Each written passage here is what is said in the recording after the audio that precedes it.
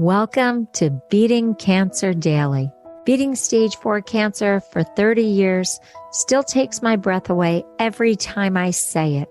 I'm Saranne, founder of the ComedyCures Foundation, and I hope you'll join me for just a few minutes daily for the next 365 days so we may laugh, learn, maybe cry a little as we live our best days beating cancer daily together.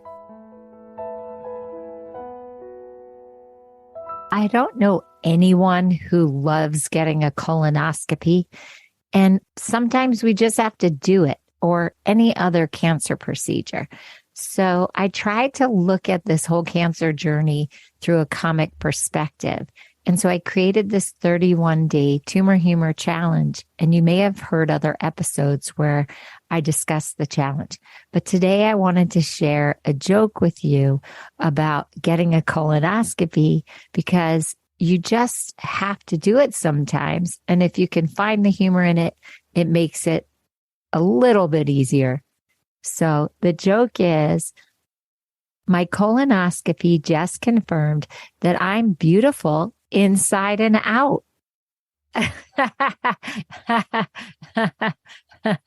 Now, it's just a silly look at getting a colonoscopy. But the point is that if you can take something that is giving you stress or aggravation and look at it from a 360 view, maybe you can find the humor in it. So I was thinking about other things that you can't control that you just have to do. And I actually found an Etsy poster that really inspired me. So I wanted to do an episode on it to share it with you. This poster can be found on Etsy. It was by Light and Salt. And the header said, "I cannot control." And then the subheader said, "Things I shouldn't focus my time and energy on." So I just want to share it with you because I thought it was a great summary of things that we should just not get bogged down in.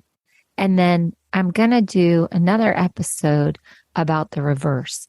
But examples given are what other people think or do, other people's mistakes, what happens to me, other people's motives, other people's happiness, the past, if people like or dislike me, how others respond or react, the weather, other people's opinions.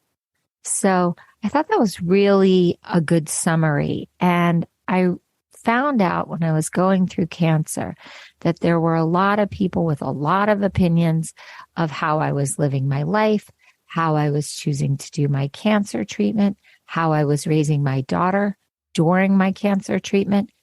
And there came a time where I just had to funnel out the noise and really sit down and think about what I wanted for the rest of my life and what I wanted my daughter's life to be, and not be so concerned with all of the noise.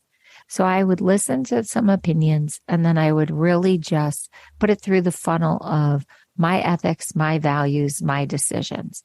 And some of the things I did were a bit controversial.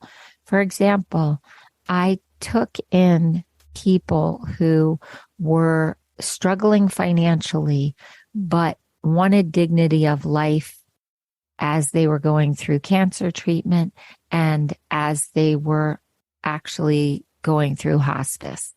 And I got a lot of criticism about that because people felt that it was the wrong model for my daughter to see, since I had been through all this cancer treatment and I could have died. And I just felt that this was my choice and that I was showing her that you could live and eventually pass away with dignity and joy and humanity. That was my personal decision. Some people thought it was a little morose to have people who were eventually going to pass away in my house. But I actually thought the opposite. For the people who were recovering, it was a sign of hope for her, of what the human spirit and what the body could accomplish. And for the people who chose to be with us while they were in their active stages of dying, she saw courage and she saw humor and she saw resiliency, even if it had a different ending. I thought this was important to really look at what are the things that you cannot control in your life. Make a list of them and really actively start letting those things go.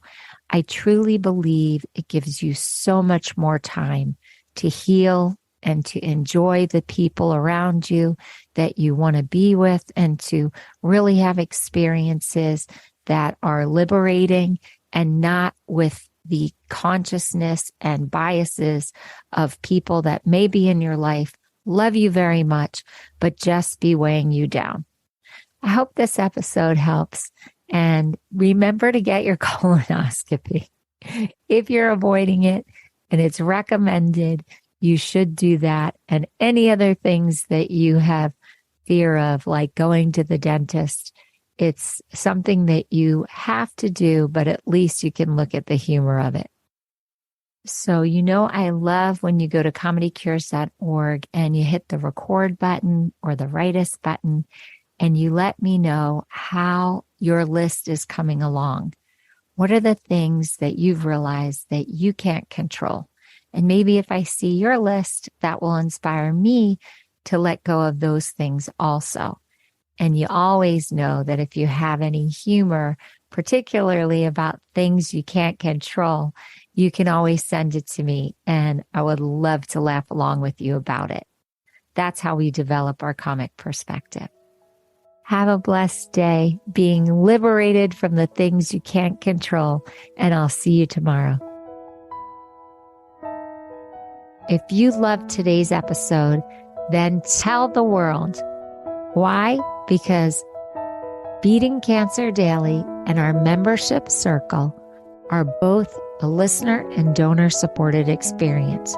So the more people you tell and the more people that join us, the more robust and interesting programs our nonprofit, the ComedyCures Foundation, can bring to you throughout the year. I really want you to go to ComedyCures.org. And of course, I always want you to make a donation.